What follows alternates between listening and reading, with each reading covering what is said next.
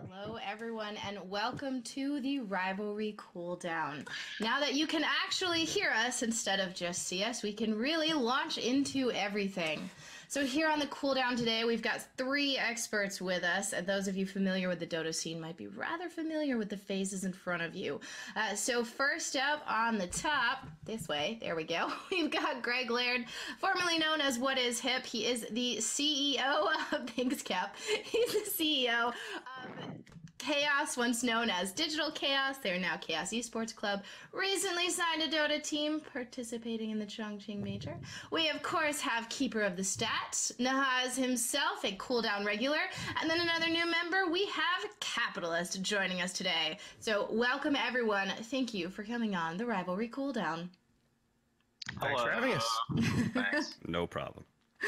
All right, so we have a whole bunch of stuff that's been going on since our last cooldown episode, and I think because of our shared interests, we want to first talk about what happens with tournament seeding. So the Chongqing Major announced their groups earlier today with some of the seeds, and there's been a lot of confusion and some anger happening there. So I'm going to let you guys take it away with that. I guess the first thing I want to say is I'm just tired of having this discussion. I don't like, it seems like we have this discussion every major, right? And we debate seeds and we're like, oh, gee, things should be more transparent, and nothing ever happens. I don't know why we don't have DPC rules.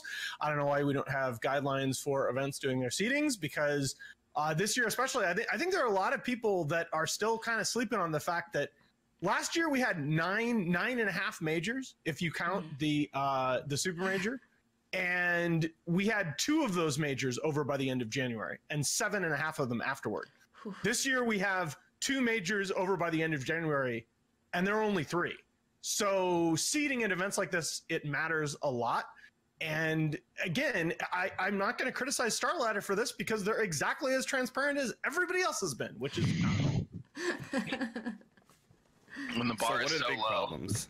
One of the big problems with what happened is that when StarLadder put out their graphic for what the seedings look like, the way they make it look like is that they have the top seedings, the quote-unquote top teams, at the top of each group, but those are not necessarily the top teams from the actual seeding matches, which I think we all agree are like, seeding matches are really just kind of bullshit. Players don't care about it. I mean, for the most part, they do try. And you like, say you had Jack tweet out that, like, you know, our team really did try for this, etc. But you know that other teams are not giving it their all.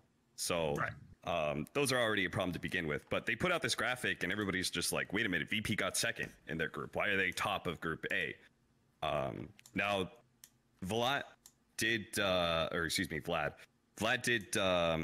respond to one of Alat's tweets, putting out what was basically their insider sort of rankings of sorts, where they actually have the teams listed sort of correctly. So in Group A, Chaos would be first because they were first in the South American qualifier. But I don't think that's the problem. I looked, you sent us that in the Discord chat, and looking at that, I don't see that represents a reasonable power ranking of these teams either, by any metric other than arbitrarily taking the 6 teams that finish first and making sure that 2 of the groups contain one of them and 2 of the groups contain 2 of them. I don't know that this would constitute anybody's idea of a reasonable power ranking either. In particular, if you were going to put if you were going to ask which of the regions should the top seeds have the group to themselves and which of the regions should be paired, having 2 top seeds in the same group, I don't think you would put the SA top seed by itself. I think you would probably put the EU top seed by itself, but it just seems very, again, all I've asked for in any of these things is transparency, and we just have yet to get it. It's hard as a tournament organizer, man. Yeah. So I think that I pretty much look at the point that there's no strict rules for the DPC. I mean, when you have a circuit, the whole point of having a circuit is that there's some consistency from event to event, right? And we don't have that. And the DPC is it's better. I think I don't like the low amount of events compared to last year, but I mean, it still needs some work. No, I mean, it's not just the low amount of events. It's that you know, and look, it's understandable the memes, haha, it was going to happen, but we're already like getting the comparisons of this event to the Shanghai Major, which I think that's not at all justified. I think the event's going to be fine. But you know, this is 40% of the season is over after this event. Yeah. Like it's not like last year where we can be like, well, as long as we have our shit together and have the rules by, you know, everybody sort of knows what the rules are by March, the teams that deserve to be at TI will get to be there. I mean, this is 40% of the season gets decided after this event. Yeah. So I'm curious. Sorry, I was going to think, do you think that scheduling is just a problem in general? I mean, to me, it seems really weird that that this event is so early in comparison to when TI is. Right. The whole other basket of problems. I mean, I thought that the schedule last year was fine. The only thing when the schedule last year was first presented to me, I told the people that presented it to me that you are going to need to sit down with teams and you are going to need to show them, okay, this is what we think the TI list is going to look like in terms of point. Like, this is how many points we think you're going to have to get. This is how many events we think you're going to have to win. Some kind of guidance. Because what happened last year was the teams were given basically no guidance, and everybody said, well, we're going to play until we got a spot at TI. And the early events in the season were the minors were front loaded, which makes a lot of sense. I think it makes a lot of sense to have the majors backloaded toward the end of the season. But you got a whole bunch of teams like, you know, Liquid and Newbie that just played every event. And then naturally at the end of the season, a lot of those players said, look, I mean, there were just too many events. It ground us down too much. But again, I've talked at length both on the show and otherwise about Valve and the pendulum effect. It seems like we always overcorrect to these things. Yeah, I do like this year's system where there's a separation between the minors and majors. Basically, I think that's a really helpful change to. I agree. Yeah, to make it more viable for at least like tier 1.5 teams. I mean, it kind of sucks as a minor tournament organizer, to be honest. But I mean, look, the response I was given, and this is one I definitely agree with. The response that I gave to Valve when they first told me about this year's system is I was like, well, who on earth is going to want to host a minor? And they were very frank with me and said, yeah, you know what? That was a question that we asked, but we told all these organizations about the system and everybody was still standing in line, willing to host minors. Yeah. So I was like, all right, I'm fine with that as a market solution. I don't think that I dislike reinventing the system every year, but you know, back to the main topic. The main topic to me is that there does need to be some clarity about what is expected of these tournament organizers in terms of the consistency of competition from event to event. Yeah. I mean, it's definitely a big problem. There needs to be more guidelines. And I think, well, back to the original subject. I mean, it's hard. I think it's really hard to make groups like this if you don't have hard, fast rules to look to, because they're trying to use, you know, the most objective tool they have, which is qualifier results, or whatever. But I mean, Do you think they're trying to use the best tools they have, or do you think they're trying to engineer the best matches for viewership? Because if we look at, there's a lot of criticism of the Bucharest minor format, that it was not the most competitive, and a lot of responses were, oh, this just gives them more games, which is more stream hours, which is better sponsorship value. So do you think that the groups ever get arranged to engineer certain matchups because you know you get higher numbers? I mean, good luck. I mean, yeah, it's hard to predict. I think anybody that really thinks that they can do that with Dota. I mean, there have been examples in the past where there are two real dominant teams that come in, and maybe you want to seed things so that, you know, pick your two best teams. Maybe you want to seed things so that Liquid, Secret, VP, and I don't know, EG could possibly be your final four. Yeah. But apart from that, the idea that you can engineer these things, I mean, Dota is not CSGO. Dota tournament results are much, much less predictable. Yeah, if I had to guess, they had a insider power ranking, not insider as in people in Dota, but within their own organization, and they had the qualifier rankings as well. Yes, and I think that, like, I got to point to Group A immediately, right? I have Chaos. Okay, they are a first place team. That's good, but we also know that they're not like a top 3 team yet, right? Right. And then they also have VP, who are second, who are probably a top 3 team, right? And so they're like, okay, we can put Chaos, who is a first, you know, their first place qualifying. They went through their bullshit thing and they got first within their rounds. Great. We put them in there. VP got second, so we can also fit them in there. Great. VP is really secretly the top seed. Yes. But we can also say from, you know, our whole bullshit qualifier rounds that we did put a first in that spot. And I think I look at it from every single round, and I think they definitely tweaked this to make it so that their sort of hidden rankings were sort of with the qualifying rounds that they did. Another example would be Group B, which is a classic group of death where you have 3 really strong teams and probably the weakest team at the major. Sure. In Thunder Predator, right? And so they're like, yeah, this makes sense, right? We put quote unquote a 3rd place team in there in LGD, but we also put a 2nd place team who's the real 3rd place team, you know? It was real. I mean, look, it at the end of the day, I don't think I'm betraying you to trust. Starlighter did ask me, not for this, but for the qualifiers. They messaged me and said, basically, okay, here are our.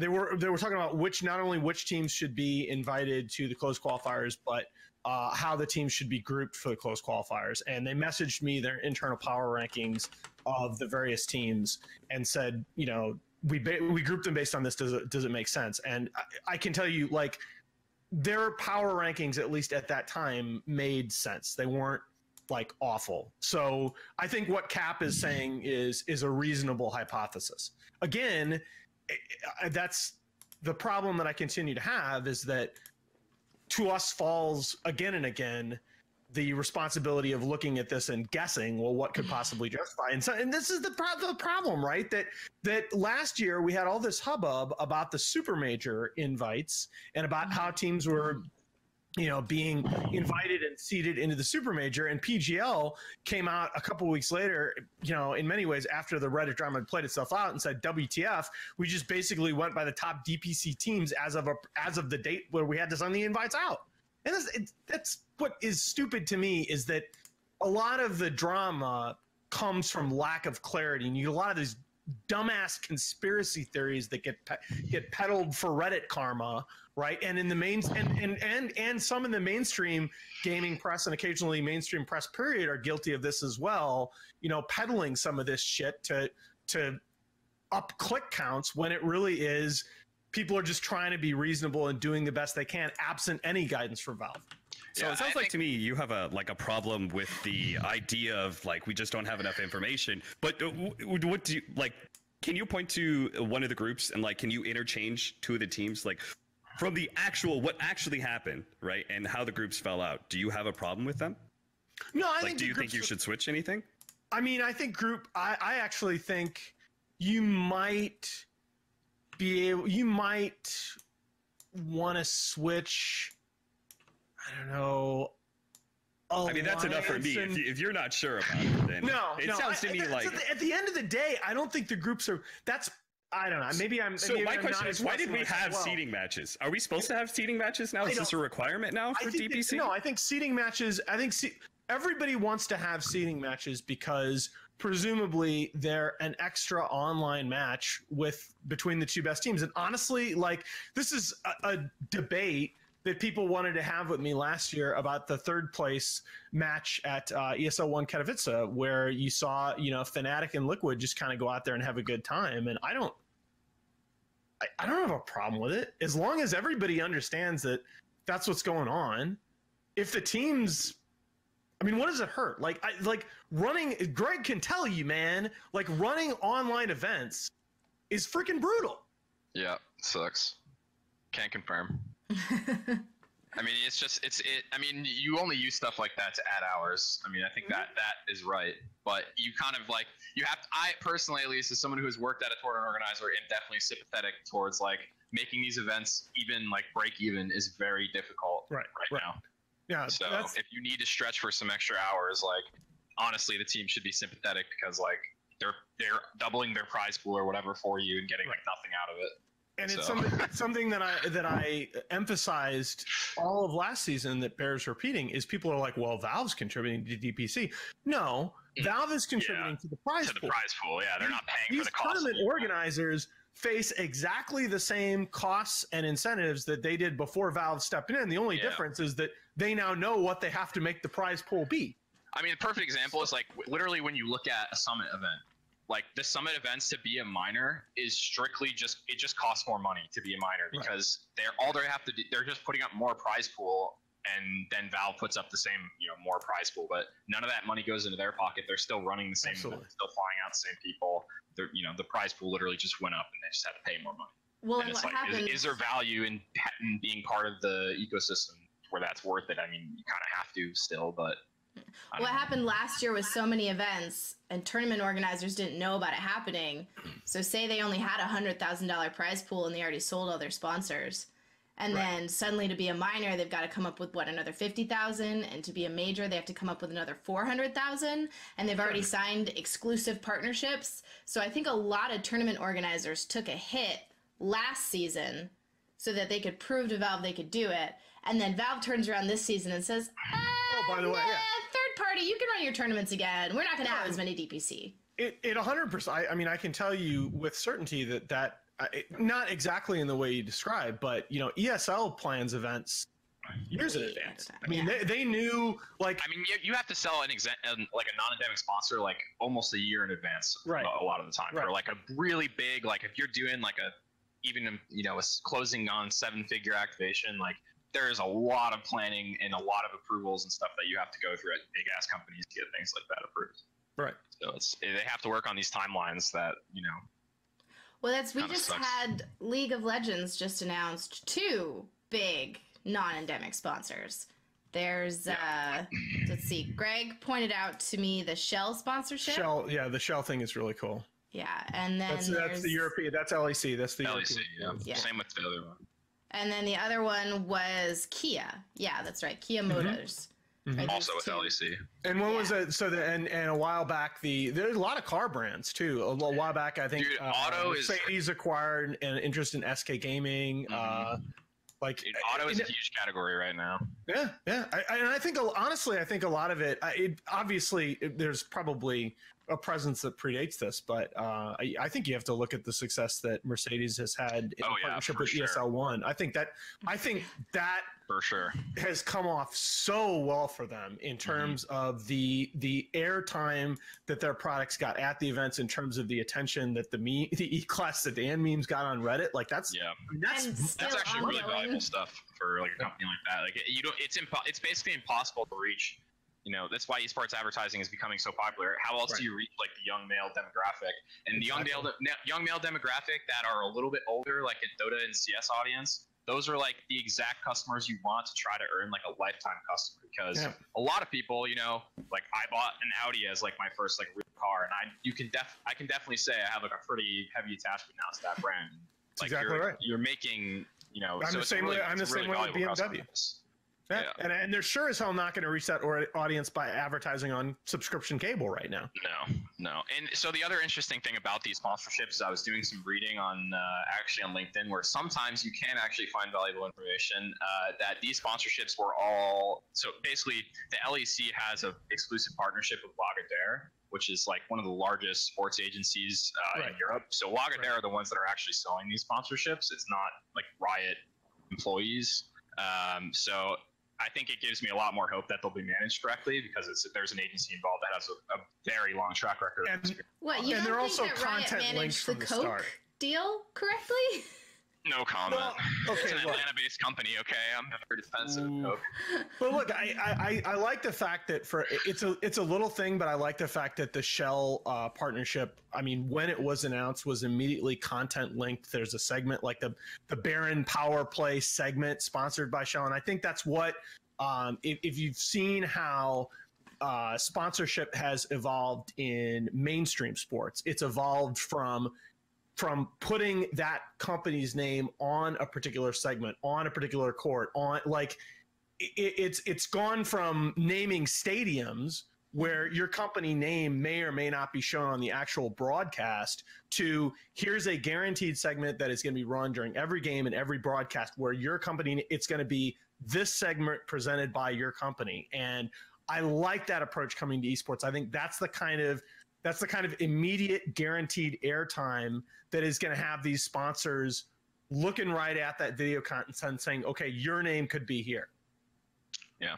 I mean, I think as we move in the next 5 years, it's going to be way more common for a lot of these non-endemic giant brands to get involved. I mean, I think you see it in most industries where there's one domino that falls, one group has success, and then a lot of other people start pouring in the same category. If you're a cynical economist, you call it a prisoner's dilemma, but yeah. Exactly right. Yeah, because I mean, someone has to be the one to take that first step, right? So for some of these industries, it's a little more scary, but I think you pointed out, the Mercedes example is absolutely perfect. That sponsorship has gone extremely well. They've renewed it, they've expanded it. Right. I think the DHL one has been very good as well for ESL. Yeah. And I wouldn't be surprised to see more shipping companies like that entering. So what's that like for you on the panel, Cap? When you have to shill out random sponsors you have nothing to do with, and you have these awkwardly named segments. For viewers, it's kind of easy to see that a lot of times the talent are just this is a cheesy name. I don't freaking care. What? It's a fun argument behind the scenes about tying my brand to somebody else's brand and me not getting any money out of it. And come on. What comes down to, no, it's true. So what is the exact in my contract? Yes. If I have one. What is defined in there? What is my role as a commentator? Does my role as an analyst include me doing a specialized segment that is not on not directly on the panel, is something else, and is on this specialized segment brought to you by X company? And whether or not it actually fits into my job description, whether or not that is actually what they hired me for, was this extra bit, and not just doing the regular work of an analyst and commentator. It's a weird argument that we have with tournament organizers. Can I ask so let's not beat around the bush. Go ahead, Greg. What percentage of events do you think you operate without a contract?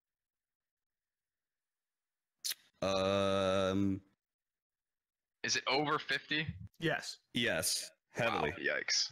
Okay. It's probably it just depends on who I'm working with at the time. Yeah. Right. And also who. I mean, because that's the only way to actually answer one of these questions, right? Is yeah. So I'll tell you, in times, I've probably gone through a whole entire year, 100% zero contract. Wow. Or excuse me, one contract. Yeah. But the rest of them, no contracts whatsoever. And I've done other times where it's maybe 60, 65% no contract. No, and it came as a shock to me.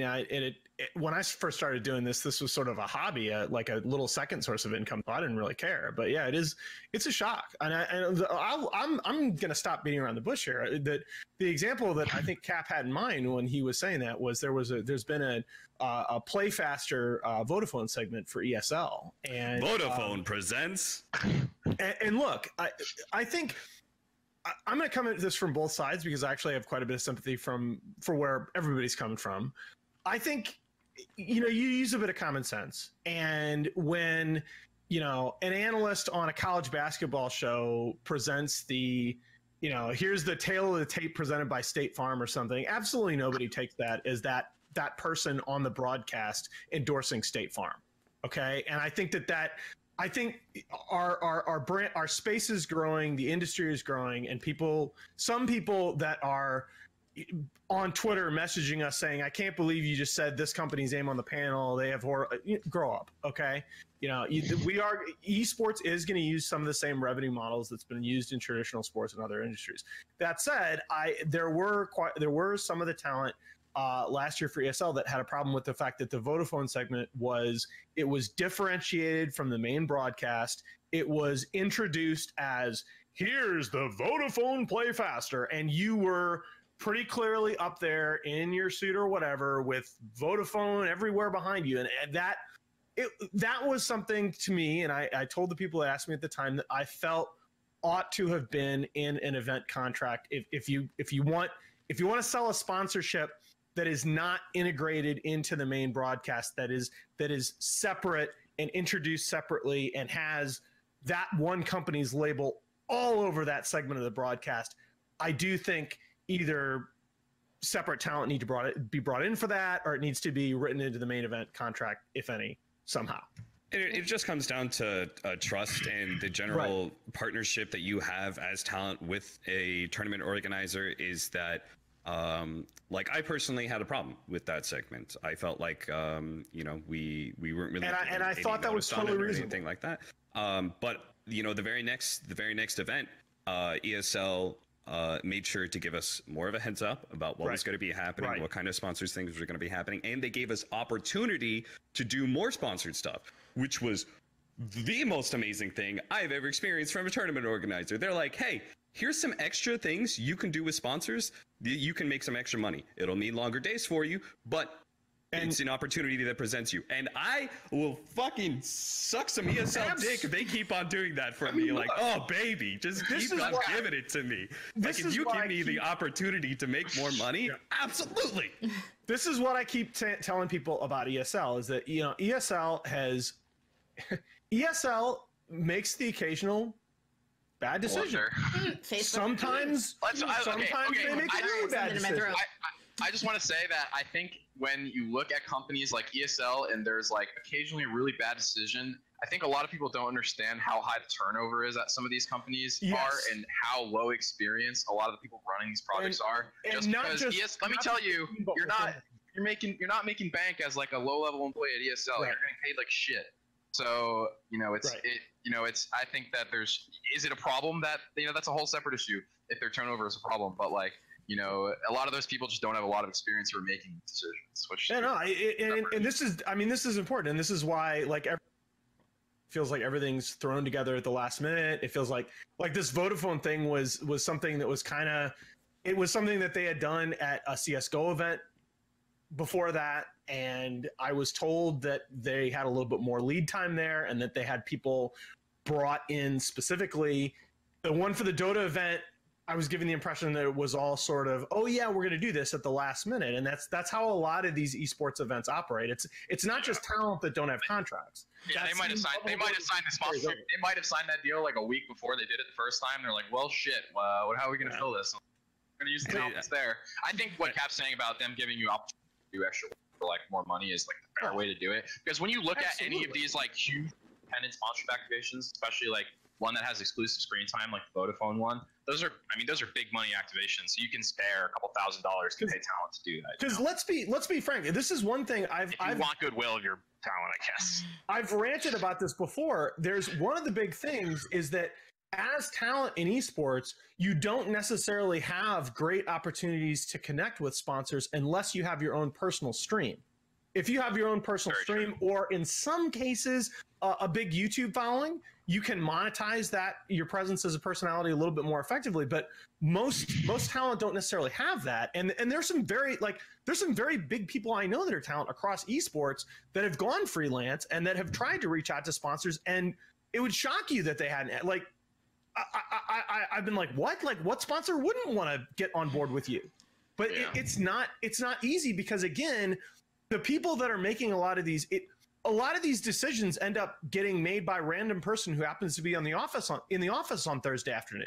Yeah, I mean, the other thing, especially in Dota, when an outside company looks at it, it is very scary and overwhelming, and like makes no sense because there's not a strict format like there is in a lot of other games. So it makes it even harder to do things like that. Can you draw? So Greg, can I put you on the spot here? And because I know you guys are in another title I really like and that I'm very bullish on going forward. I know you guys are in Rainbow Six Siege. Mm-hmm. And can you talk a little bit about the differences there? Yeah, so Rainbow Six is a really interesting game the way that it's like been brought up, because it started as, a game that didn't really have a ton of players. It especially didn't have a very good competitive scene. And they eventually made enough changes to the game where it started to be really enjoyable to watch and compete in. And the scene has actually grown year over year, which is pretty unusual for how long the game's been out. The game went from a player base. I just checked the Steam charts before we got on this, and at least on Steam, the game went from a player base of 20,000 30 days after release to a peak player base of nearly 200,000 in February of last year. Yeah, I mean, that's crazy, right? Like, that's pretty unheard of for a game to actually get revived. Especially an online game. This is something, again, this is something I might do a video on. An online competitive game, that you play multiplayer. Yeah, because there's no, and Valve, I think, is learning this artifact, right? There's no loyalty with competitive online titles like there is with AAA titles. People don't pre-order these things. But anyway, I'm sorry. Go, please, Greg. Yeah. Anyways, so it's really interesting because the game has actually grown to, from a place where it started in a pretty bad way. And when you look at the way that Ubisoft runs the game, they have Publisher League. They do have a league, the Pro League. They contract ESL to do all of the production and organization of it and everything, but they do pay for it. And basically, it's not a true franchise league because the slots are attached to the players, not to the organizations, and as a result, you kind of see a lot of sponsor switches in that game, and it's not that unusual. Then, honestly, there's a lot of money to be made in flipping players in that game if that's what you're interested in. Which, by the way, I actually don't think that that's necessarily a bad system. Yeah, I think that actually has some advantages. Yeah, I mean, but as a team owner, I kind of like it because it gives you some flexibility to get in and out of the game if you're really not happy with something. I agree. But at the same time, there's still a reliable structure that you can look to and point to every week. That's the same, and it makes it much easier to sell sponsors and stuff like that. And the other thing that's interesting about the Ubisoft format is that they do include third-party events still. So DreamHack basically has had Rainbow Six at every single event for the last year, which has been really nice because it gives you an opportunity to compete against players in other regions, even if your team's not qualifying. So our team has been fairly good lately. Or sort of mid-tier team, so it's really hard in the European region, especially for them to get into the sort of major lands. Right. So for them to be able to travel and play against the other teams from other regions is really valuable, and gives them more LAN experience when it can be hard to get otherwise. I mean, the DreamHack events are ran a little bit different than most. You actually still pay for a lot of your own costs when you go to one of those events as a Rainbow Six team, but they still run the event for you, and I think that actually is attached as well. I think there's some kind of partnership that they have with DreamHack to run a set number of events. That's correct. Yeah. That was since they became sister companies. Yeah. They're both owned by the same company now. So I mean, the other thing that's interesting that a lot of people actually have a problem with in Rainbow Six is the way that the pilot program has sort of gone down and been released.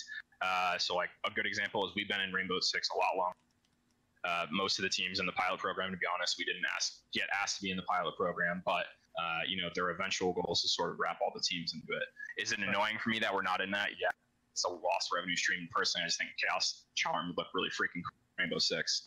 But it's a way for them to incentivize larger organizations to come into the game without paying them directly, which is really smart. I mean, from a business standpoint, it's a really good move because it gets you orgs like Cloud9 or whatever into your game without you having to pay them directly. They don't have the enormous cost of a crazy league. Their league is, it's nice. It has a nice studio broadcast, but it's not insane. Well, and I think it aligns. The thing I liked about it is it aligns.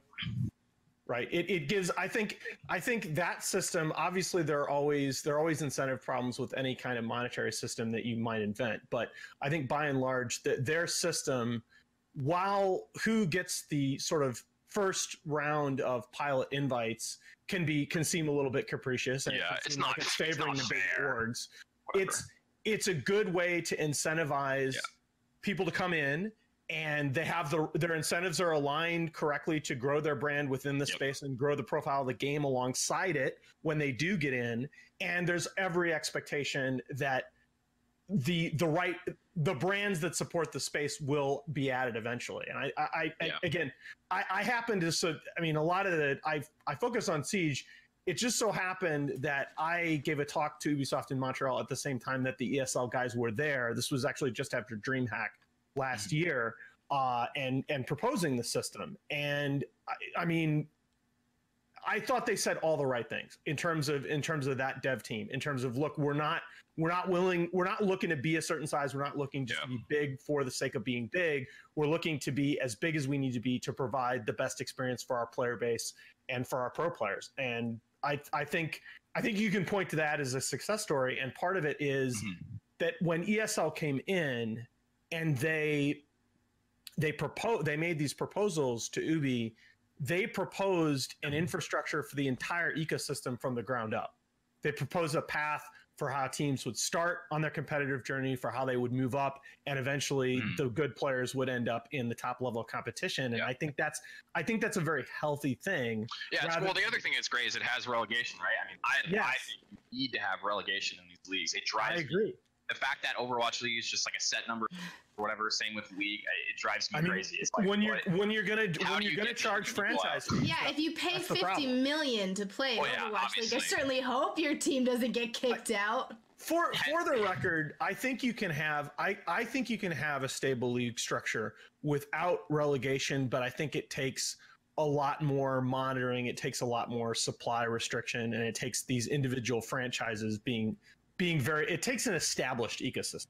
Yeah. Right. That's part of why I thought the franchise model was fine for League. I thought the franchise model was incredibly risky for Overwatch. I think that model works best when you have a game that's evolved as a sport. It's already been set up. Yeah, it's basically at a stable equilibrium.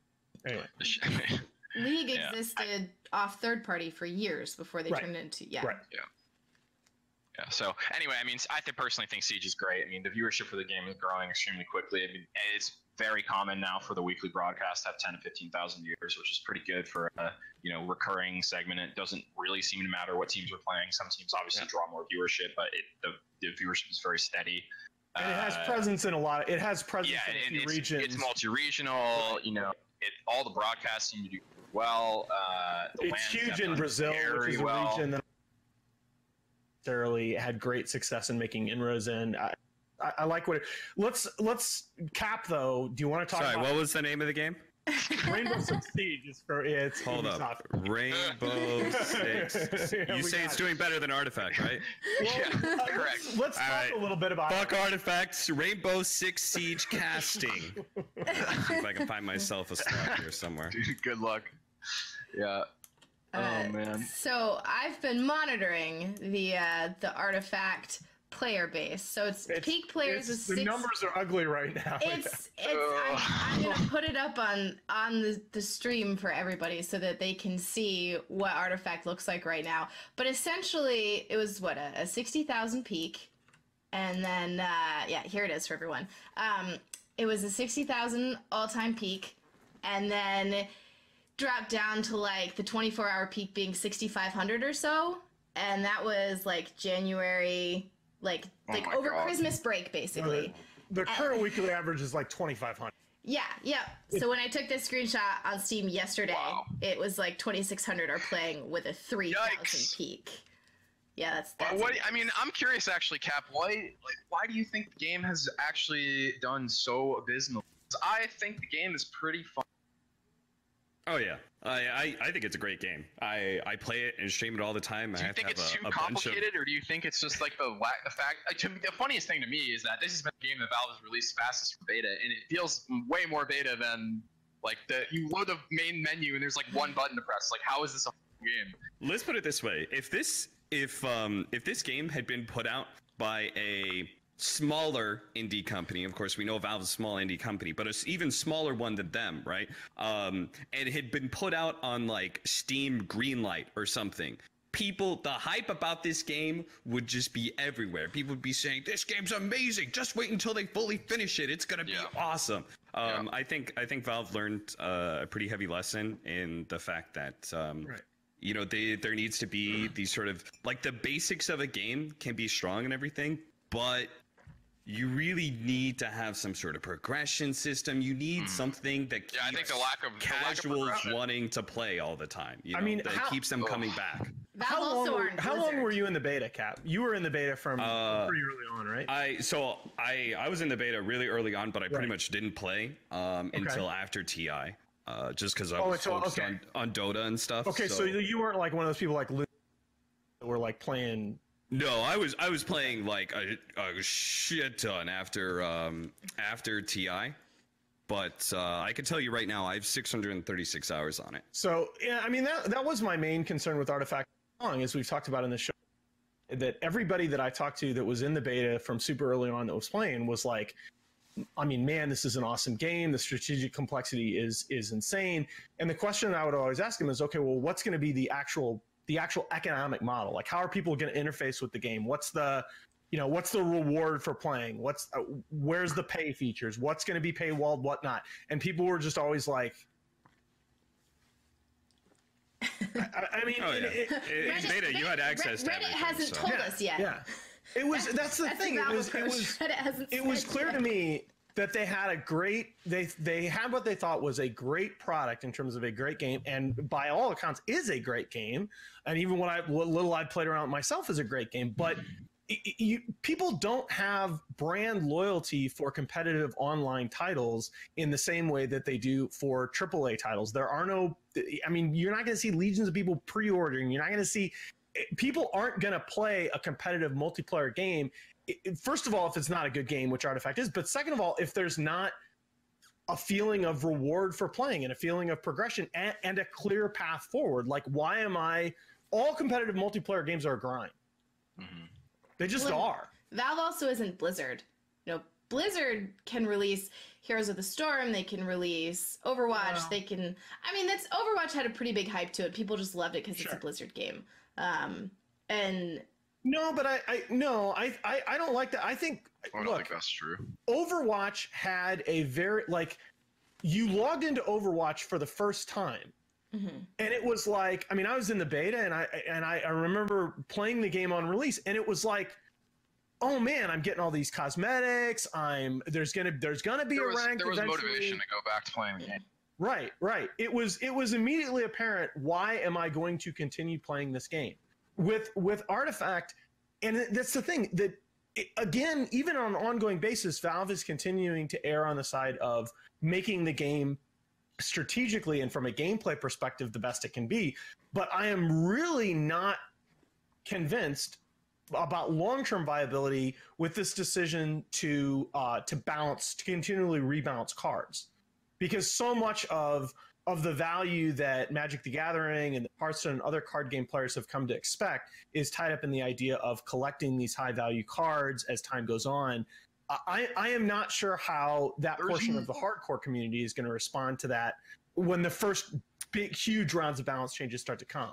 I honestly think it'll be fine, because I think that there is such a small percentage of the people who are there for being able to own, because it's a thing. Yeah. It's right. It's like being able to own a digital card. Like, it doesn't really have the same feeling as this owning a Magic the Gathering card that has this, Dude, I can hold it in my hand. I can see this really cool picture. I have this little bit of lore at the bottom. Have you seen the peak prices for Dragon Claw hooks and Baby Roshan Curry? Yeah, but I think that's swaggier than a freaking Artifact card, dude. Well, right now, obviously right now, but I don't know. I mean, my problem. I think there's always the hardcore collector motive is always in, even if it's a very small fraction of the player base, it's always in play with these kinds of games. Yeah, but it kind of sucks when you're playing like a digital game and you can't play constructed because you have to go and spend more money on the game you already spent to buy. And at the end of the day, you can't really trust to attract these whales that are gonna pump a bunch of money into your game. If the negativity around the game is such a point that people just okay, here's the thing is you guys know Hotbit, right? He wrote up this really interesting thing. I don't think he actually released it, about dead games and what it means and why people meme about dead games and why people aren't attracted to dead games. And a lot of it was just kind of common sense if you just put certain pieces together, but it was still a really interesting read for me. And it highlighted certain things about the fact that people just don't want to be associated with failure. Right. And no matter it's you're rich, I succeed at everything, I don't want to who cares if I have all the cards of a dead game, what people don't, what a lot of people don't know about Ken Chen, about Hotbit, is he's actually super, he hides it pretty well, but the guy is actually really smart. He understands. He was one of the ones, I had no idea. He was one of the ones that that's an accurate description, Ken. When I came to this scene, how memes actually have a first order impact on behavior. They're not just haha, nothing. Oh, this is stupid. I'm an old guy. I don't need to understand this. They actually, memes like dead game. I mean, people post shit on Reddit all the time and are oh, it's just harmless. It's just a meme. But memes have a big impact on behavior. And I don't know. Do you think they're going to make Artifact free to play? Do you think that's a potential path forward? I think they should release it on iPad and make it. I think a mobile release has got to be like, I mean, whatever. Yeah, yesterday. Phone. I think it'll be weird on a small phone. But it feels like to me on a tablet though, I think that game is sick. Okay. I want to play on my iPad. Me too. What do you it feels like to me there's some sort of internal conflict between because the price, the ideas the of what Valve wanted to be with it, right? So that's the thing. I think everything I was told by again, I didn't get into the beta, but everything I was told by everybody that I knew that played it, at every juncture, it was. I just don't think that this game. I don't think much thought was put into the economics of this game. Well, they just was put into the gameplay. I think they listened to Richard Garfield. He wanted it to be like Magic, and I don't think the financial. I actually completely agree with Austin. Like, I was a huge Magic the Gathering player, and I spent way too much money on like foreign special edition shiny. Like, I spent a boatload to get like the special editions of cards to make my deck like extra special, and there was like it is what it is. That's kind of how I am in a lot of the things that I do, but it's a way different financial model. And I think like someone in the chat pointed out, there's no holographic cards in Artifact. There's no golden cards like there are in Hearthstone. There's no there's no differentiation. So if you're trying to do a collector model, like if you were in the beta, you should have a special card or something with different art, I think different voice lines. That's something that they that sort of legendary cards and the various collectible items. That's something that isn't necessarily there at launch. It's something that gets added over time, right? Well, wow. Okay. Yeah. I mean, Dota's still in beta. Whatever. All right. Do we want to get to this other topic that I feel obligated to talk about? But are we at social experiment time? Is that what you want to talk about, Nahaz? Can we not? I mean, like, can we just not? Like, honestly, the only people using the term social experiment to describe what has happened with Ellie and Overwatch are people that either participated in the dumbfuckery or got trolled and are trying to look less stupid. Nobody believes that this was any kind of social experiment. It was a whole bunch of people got trolled and should have known better, and a whole bunch of people were trying to run with a situation. Alan, you're being a real professor right now, okay? You don't know. You don't know what Punisher is that his? Yeah, Punisher? it was Punisher. Okay, right. You don't know if Punisher was there and he thought through his experiment and he had an hypothesis. How will people react when I'm a douchebag? And he tested that hypothesis with who knows, maybe he has real recordings of but what you're missing right now is that I'm a Bayesian, and what that means is that you're right, I don't know, but I'll bet you $100 on it. So I mean, I'm sure enough that I'll bet it name I was not conducting some sort of high-minded hypothesis. Yeah, I read about this situation a bunch, and I was like, ultimately, I don't care. This sounds stupid. I wish Richard was here because he did an entire stream rant on it. According to him, Blizzard knew. Like, Blizzard straight up were told ahead of time or something like that. Let's be fair, because I have followed, as closely as I could without being, I am not first order connected to this situation, but from what I understand, what Richard uncovered, and I had people tell me, yeah, this is right, that a Blizzard was sent a request by the organization. The organization said, hey, we have this new player. They were desperate. They were looking for somebody to fill a roster spot. They said, we have this new player. We want to get it checked out. And they sent a request to Blizzard on like the 22nd of December. And Blizzard sat on it. And again, under different circumstances, for them to have gotten a request about a player for some, I'm not even sure what level they were. On the 22nd of December? Yeah. The date? Well, yeah, and have them in the office. Right. So eating turkey. Look, Richard, if there's one thing, Richard does engage in a little bit too much I told you soism sometimes. Okay? But honestly, I've read, 90% of what he's written. Listen to the stream rant, and he did tell you so. He really did. Like, this is, I don't think, there have been some people that suggested that Blizzard itself actively didn't do anything about this situation because they wanted some kind of drama.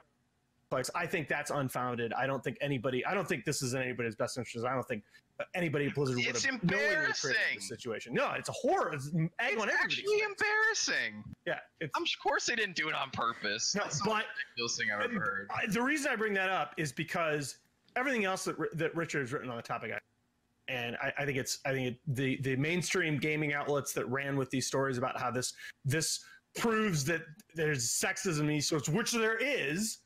Okay, but the main which is still a problem independently.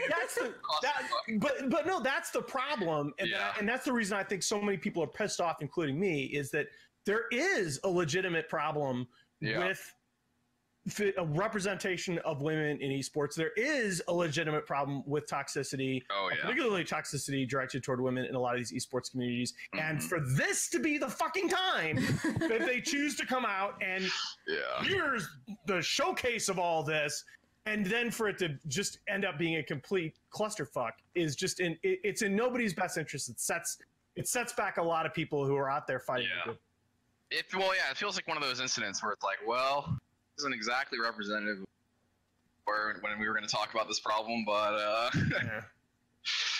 mean, it's so. Renessa, did you learn stuff from the three men telling you about sexism in esports? Do you feel like you've learned something here from us? I do. I know now. I didn't know any of this before.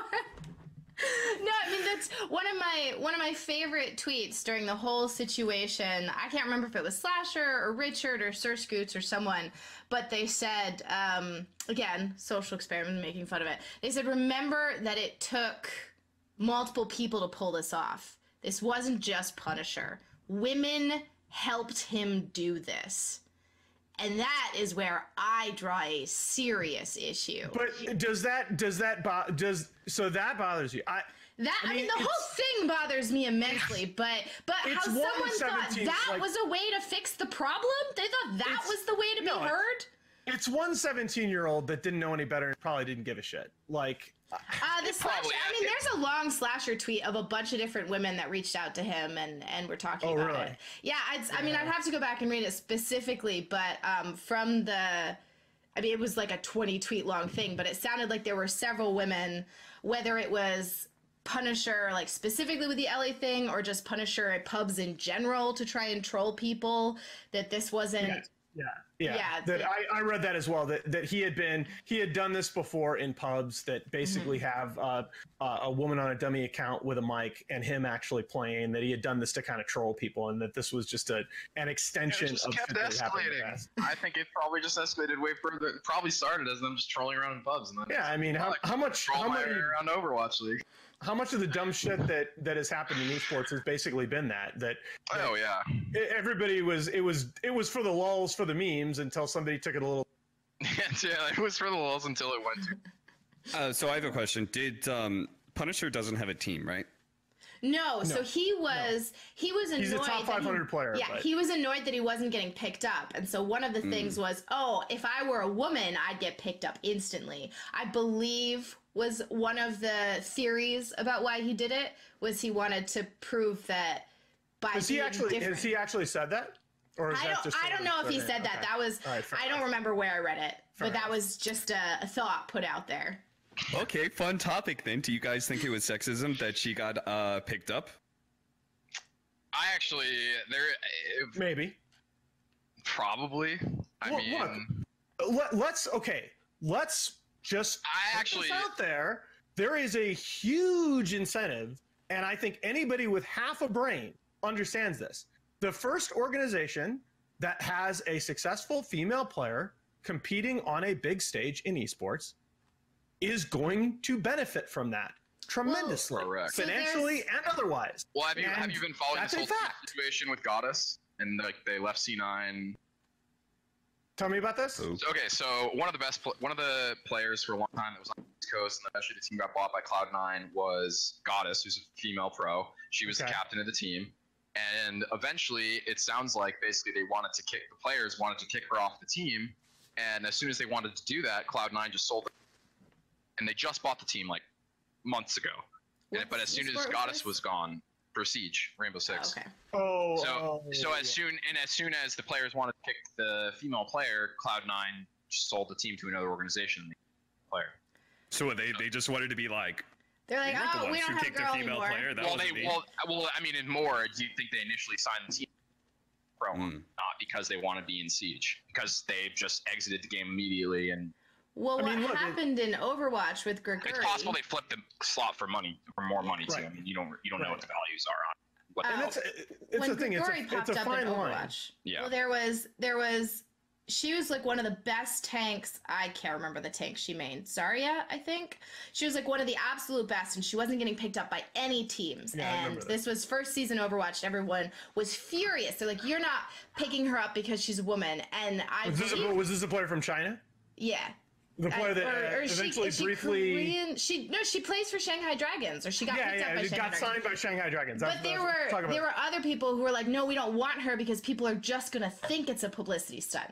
Whether or not she's good, because she's the only one, it'll be seen as a publicity stunt.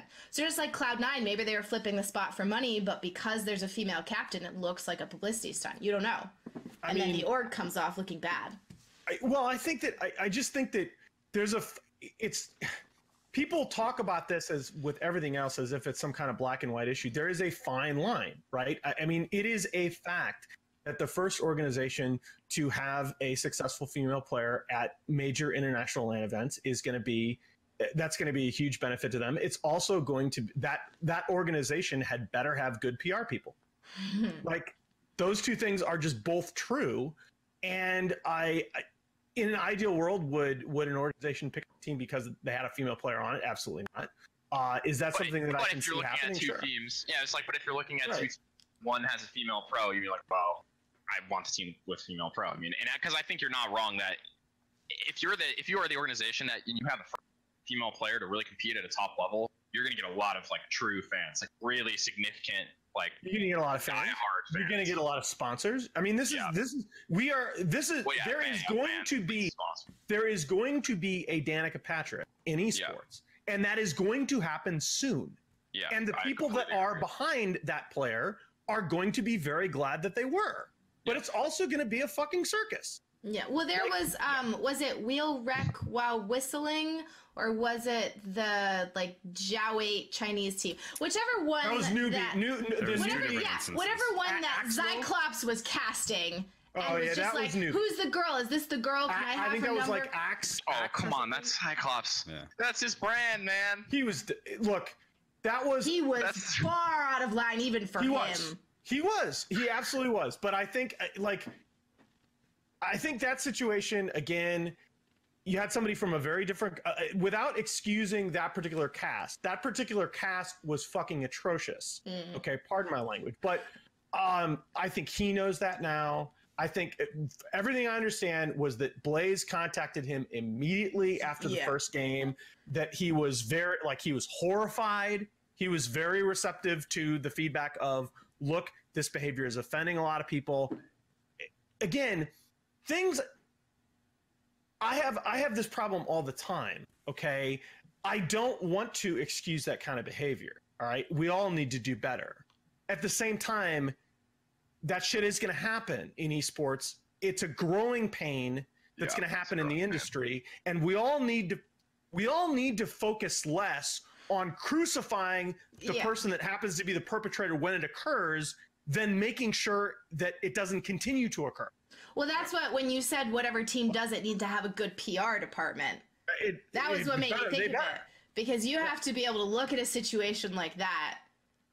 You can't attack them because that then makes you look vindictive. And then you also have to find a way to educate and still support your players. And here's the other thing, all right? How fortunate are we that it happened to be a studio like BTS who has a contact point with casters in Blaze that is connected to the scene, has been a part of the scene for a long time, understands how to talk to people, and understands how to diffuse a situation like that. Like that's another big thing in esports, that a lot of these, going back to the earlier discussions, a lot of the reason that these TOs make bad decisions is that they have people making decisions about events that are not particularly connected with this title and this scene.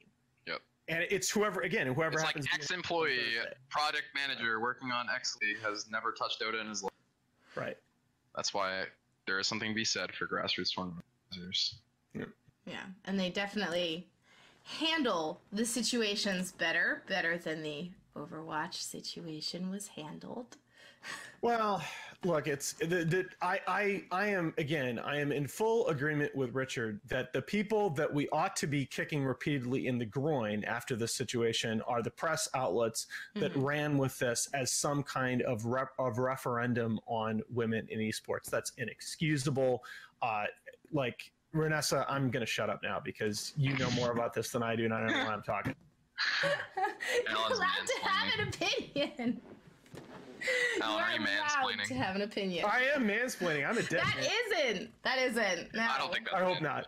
I still don't fully understand the definition of that. I just told my wife to just go ahead and smack me when I do it. Anytime I'm doing it, just let me know, and I'll stop. Now the problem is I get smacked a lot anyway, but it's good. It works out. That's why my relation. All right, cool. So we are learning that the secret to a healthy relationship. Cool. That's definitely not bannable on Twitch or anything. That's a different story than what happened there. Yeah. Okay, that actually topic for future show, because in all seriousness, I do feel like Twitch needs to take some responsibility for streaming content. Like that being one example. The other example being these, Singh points out on Twitter recently after we had this discussion about toxicity and smurfing in Dota that why the hell is there a stream on Twitch with the title boosting 25k MMR? Like Twitch does need. Is it really Twitch's job to handle the TOS and other games? Yeah, I think that so. is actually against Twitch rules because it counts as game and abuse. I went and looked it up. A while ago. So I think you can ask the question two different ways. I would not want to be a broadcaster. Is it? I think it should be, and I think it is. Yeah, I could see the argument. I have no problem with banning people like that. I mean, they're not exactly contributing in a positive way, so sure, I don't care. It's just for me, I wouldn't want to be a content streaming platform like that, making decisions on. But come on, that's where you're. But that's where, that's what you get paid for, right? I mean, in all seriousness, as an economist, like that. I mean, the reason if people are watching it on Twitch, then clearly the audience likes it. But as a content platform, the reason that one of the big ways that you add economic value in good decisions over time about what types of content do you want associated with your brand, and weighing off short-term gain in viewer count with the long-term brand equity that you're building in the particular spaces from which your content draws. And that sounds like a great lead into talking about cam girls and nudity on Twitch if you want to go there. We can go there, or we can talk about toxicity and you want to talk about the just chatting category, Alan? You want to talk about the just chatting category? Just curious. No. I was gonna direct us towards maybe a little bit about what developers can do with accounts right now. Because we've had two really clear. Yeah, Valve instances. took that step. Yeah, so we had Valve announce on Twitter today we reset roughly 17,000 accounts that were found to be abusing matchmaking. Now, I would like to point out that this announcement came after Alan's article. It came after Sing Sing and Moon Meander and BSJL complaining. It came after multiple front page Reddit threads. We have no idea. That's kind of how Valve works. Yeah, we don't know if Valve was actually complaining up on Reddit, and you get added to the to-do list. Yeah, and so that Valve did something, and then the Shanghai Dragons owner, CEO, something, tweeted that I don't know if he chose these words on purpose. He said, playing Overwatch feels like a social experiment, exposing all kinds of nasty behavior online. Some of the most horrible, sexist, and racist things I've heard were from in-game voice chat. I think Blizzard can do more to control toxicity, especially with many minors playing Overwatch. And by the way, that is a part of a chain of events as well. When you're talking about in Dota, high-profile streamers and current or former pros come forward and say, hey, the toxicity in matchmaking, it's gotten worse. It is a problem, blah, blah, blah. That's also been the case with Overwatch. The difference in Overwatch is that there's also kind of gotten conflated with the discussion about the difficulties in balancing the game. And a lot of the posts have been read by the Overwatch community as well. If you did a better job balancing the game, that would fix some of the toxicity. But nonetheless, there has been. I agree with that face you're making, by the way. What? But because Dota's pretty balanced, and that's not working so well for us. But there have been a number again of. Seagulls had some comments on streaming and post. I think Timeuse had some, like a number of the big Overwatch players that you would know from OWL and otherwise have come forward and saying, look, this is a problem in Overwatch right now as well. And I actually think there are structural aspects of both games that make them very susceptible to that kind of behavior. Okay, like what? Like what? Well, what do you think is an issue? Like the fact that it has a voice chat. No, I mean, not really. Sure. I mean, I think Dota, with Dota, it's the fact that there's a button and you're facing the possibility of like being trapped with incredibly toxic people for 60, 70 minutes plus. In Overwatch, I think it does have something to do with game balance. In Overwatch, it's because hero switching is such a critical part of what you do to win or lose the game. And again, it's a decision that is clearly in the hands of an individual player. There's no debating about whose fault it is that you have a McCree instead of a Zarya. Like there are these things in these games that act as sort of flashpoints.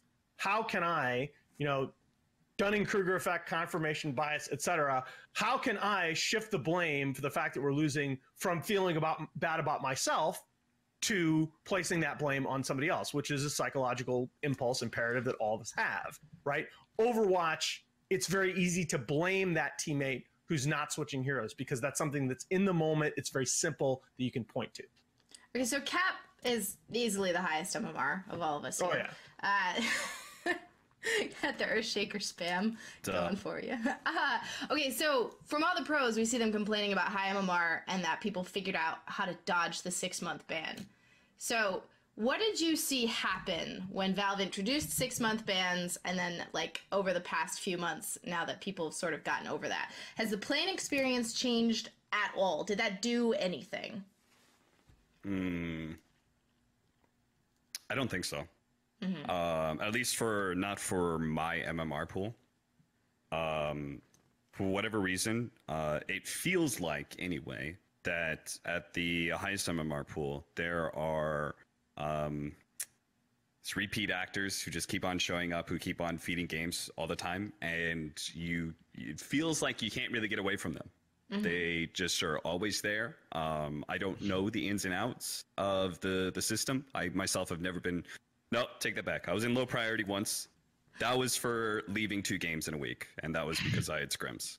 But other than that, I've never been in low priority, but I've heard plenty of ways that you can get out of low priority very quickly. I've myself have run into matchmaking scenarios where you've got what's very common in the US East servers or US West servers rather, is that there are 5 stacks of Chinese American players. And they will coordinate together that they all play solo queue at the right time, at the right server, etc. So they end up on the same team, which obviously is a huge advantage to play with people that you know and roles that you know and work together with strategy compared to like 5 randoms who are put together. It's a huge advantage. And so I myself have run into that even recently when it comes to matchmaking. I even had somebody feed down mid not too long ago after the whole we banned 15,000 accounts sort of thing. So for me, it doesn't feel like there's a whole lot of difference, but it's honestly hard to tell, right? Because it's not like I'm being super objective about it. I'm not keeping an Excel spreadsheet and writing down the percentage of my games that are being ruined. It's just, for me, I feel bad about the game, and I feel, shit's gone down. Nothing like Dota to nothing's make you feel fixed, like pile of shit. Not wrong. Love that game. And what would you change? What would fix it? because we know Valve listens to whatever makes the top Reddit threads. Not to us. No, not to us. But say you get someone to make a thread, right?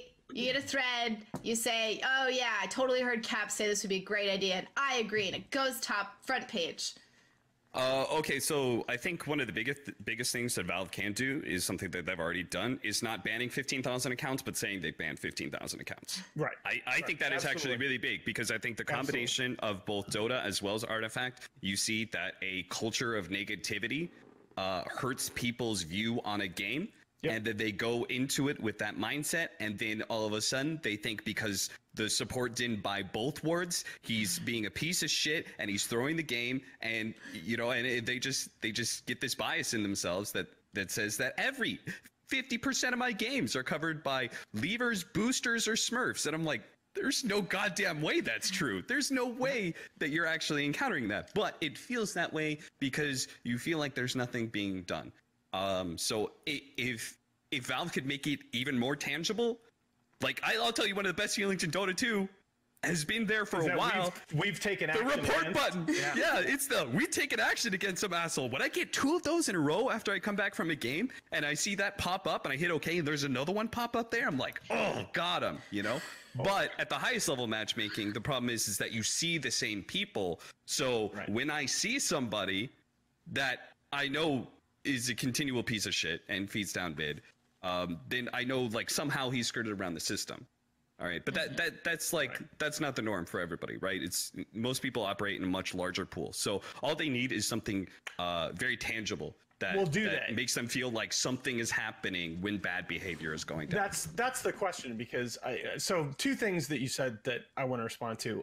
One is you brought up a very key point of Valve's sort of lack of communication, and I want to spin this in a different way, because I've just sort of been critical about that in other contexts. But the other thing, I've actually said this to people from Valve, is there's a very old idea in economics when you talk about central banks and such, that the idea that a policymaker can use announcements as a policy tool. And a lot of times you don't even necessarily need to do anything. You can just say, as the Fed, you can say, we are biased toward raising interest rates. And sometimes that can have some of the same effects as actually raising them to begin with. And I think in some ways, it's a missed opportunity on Valve's part to be a little bit more public and communicative with the player base about the changes that they're making to combat some of these problems. Nahaz, you think that Dota should have a community manager? Really? I wouldn't have picked up on that. That's a new thought from you. Didn't need one 6 years ago. Don't need one now. Yeah. Very much. I'll say what I would love to see is, and I think people would appreciate it. I don't know how. Like, I'm sure this has been thought of by somebody, and there's some side effects that I haven't actually thought about. But I would love to be able to see who I got banned and for how long did they get banned. I would love to be able to see. Yeah, I would love to be able to see that Christopher Morningstar fed down mid again, and guess what? This time around, he got a 6-month ban, and I'd be like, that would be pretty rewarding. I did something. That was. You know what? That game was worth it, and I'll always take. I will 100% always take. I'll always take the -25. And you guys know how much I love my MMR. Come on, man, it's part of my brand. 7K caster here. Hello, but I am always down to take the -25 for a successful report. When someone says, you don't do something, I'll feed down mid. I tell them, motherfucker, do it. I'll take it. I'll take the -25 to get your ass off the streets. This isn't my first rodeo. Like, I'm like a fucking undercover cop, trying to bust kids on the street, get them off these drugs, get them off these streets, and get them in jail. I'm down for that. So, I just something a little bit more tangible like that. I would love. But other than that, I don't know. There may be a middle ground. But yeah, I like going in that direction. The other thing that Capto said that I want to respond to is the biggest sort of single category of responses I got to that Rivalry article that I wrote on this was I got the polarization was really striking, because I got one sort of side of the equation saying, yeah, my God, I've got feeders in my games constantly. It's like I don't even play anymore. And I got the other side that's like, look, what are you talking about? I'm like 5K MMR, and I never have these problems in my game. And part of the issue that I have, it is widely believed that Valve at some point in the last couple of years went away from a matchmaking algorithm based solely on MMR. It is widely believed that Valve's matchmaking algorithm now matches people based on these hidden behavior scores. And part of the problem with that is that when you start matching people on multiple dimensions in a game like Dota, you get sparsity in the player pool at some levels, because you're basically dividing people up in bins when you're matchmaking. And now instead of dividing people up in a line, you're dividing people up on a square, and some of those bins are naturally going to be sparse. And it's not all going to be at the top MMR, because this is a long-winded way of saying I see a lot of people complaining at much lower MMRs about the problems that Cap is describing at the top, about for whatever reason, I'm only 3K, but I'm always getting matched with this. I seem to be serially getting matched with the same pool of players. And that's something that I think really needs revisiting, and that I think a little bit of communication with the player base about how the matchmaking algorithm is working, about the adjustments that are being made to try and alleviate some of these problems, could go a long way toward making people feel better about their playing experience. I will tell you that at least from my personal perspective, that smaller, like when I've gone around to different regions, played Dota, the smaller the player pool is, the more toxic it can be. For a game like Overwatch or Dota, because of the fact that you have these repeat performances.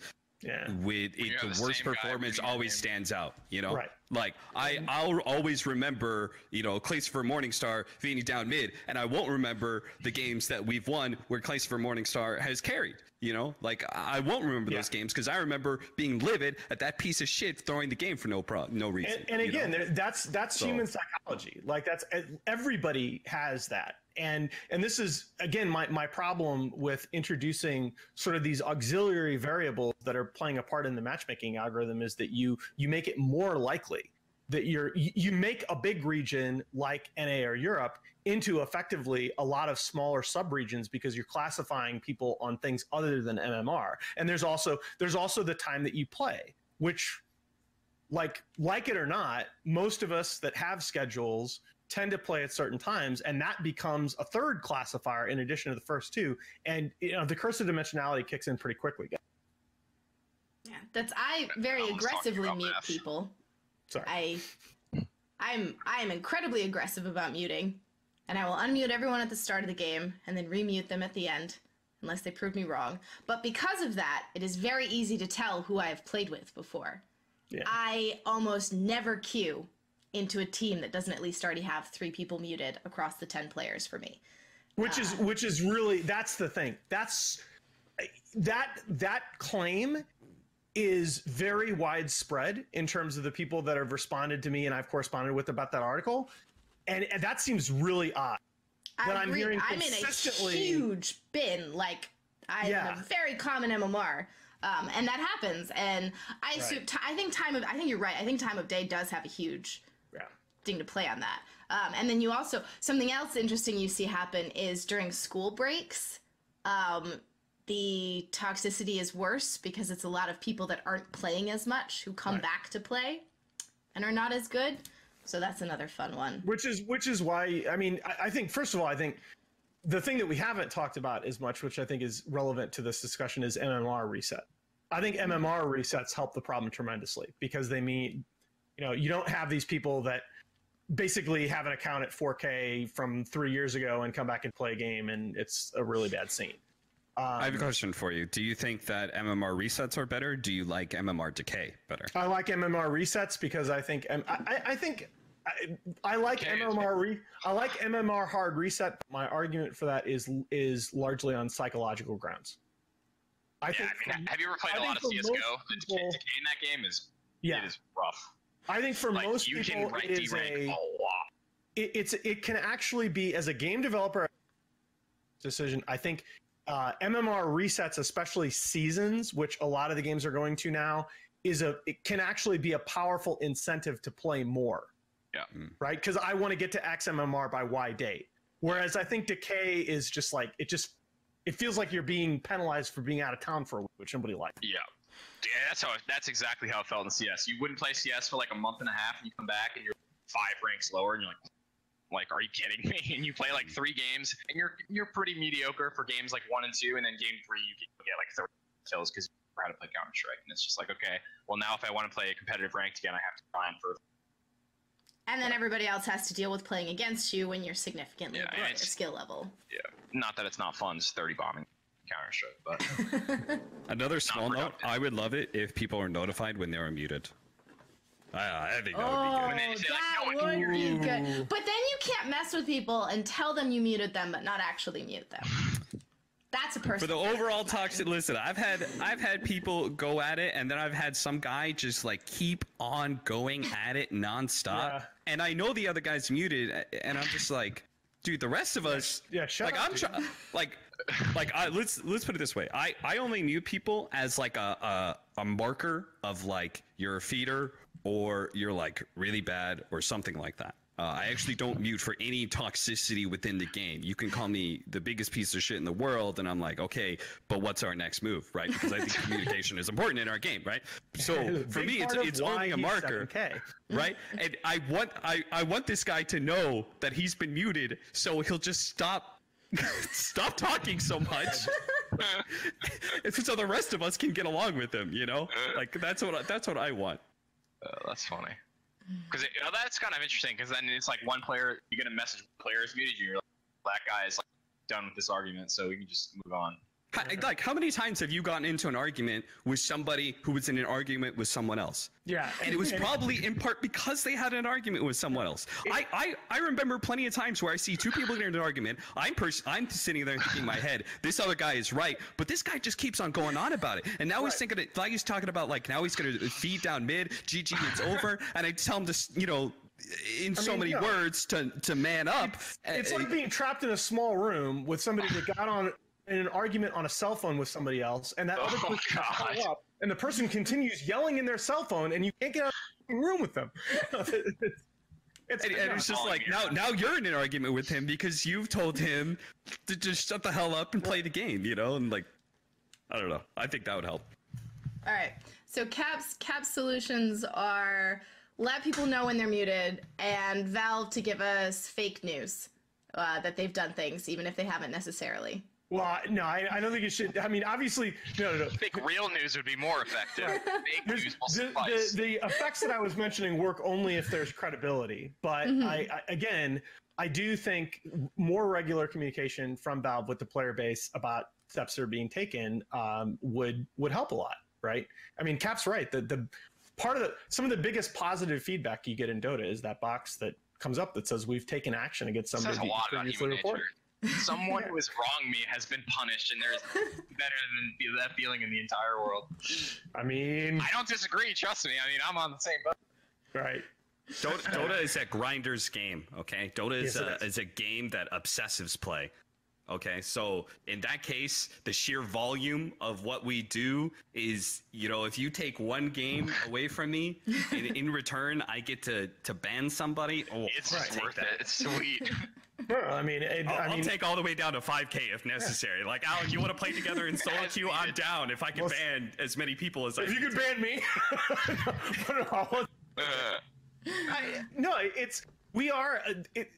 Competitive multiplayer online games do select for certain personality traits. And, well, hello. All right, guys.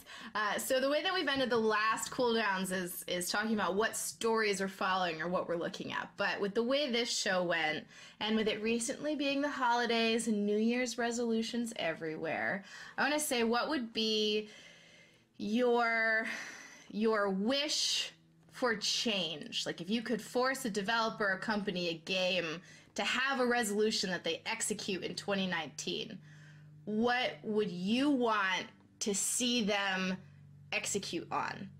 I've got one for both me and Alan. Okay. For both of us to get hired to a major this year. Wait, are we talking about personal goals or things we want? Alan's already... I believe that... No, for both of us, like, Cap and I have a lot of fun. Together, okay. Concurrently, at the same time. Because I was like, Nahaz gets on a plane tomorrow, you know that, right? You're going to Chongqing? Yeah. God damn it! Never mind. All right, only one for me.